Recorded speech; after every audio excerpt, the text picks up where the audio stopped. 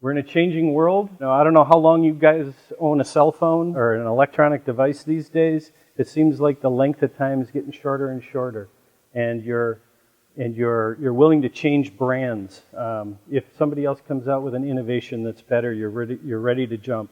That world has evolved. It's all you know, but it has evolved from when the last 25 to 50 years where people were really, really brand loyal. Today, the brand really needs to be appropriate and relevant to the consumer.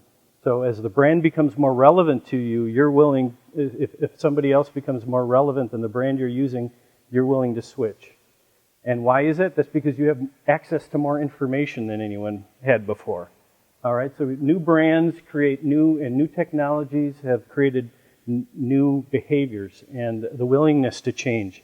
And that creates opportunity. It actually is what frightens companies like Procter & Gamble, because all this equity they built up over the years could be washed away when somebody comes out with a better story. And how that story gets out there no longer requires millions and millions of dollars to spend to get the word out. It just needs imagination and insight. So what I'm going to suggest to you is, much like in the golf industry, when Callaway came out with a golf club that looked really strange and was unusual, and it had a big head on it, what happened was a decent golfer became a good golfer. And a good golfer really could hit the ball like a great golfer. And so this new technology that came along, right? So you got to adopt the new technology. But even new technology is not all that helpful without a good strategy.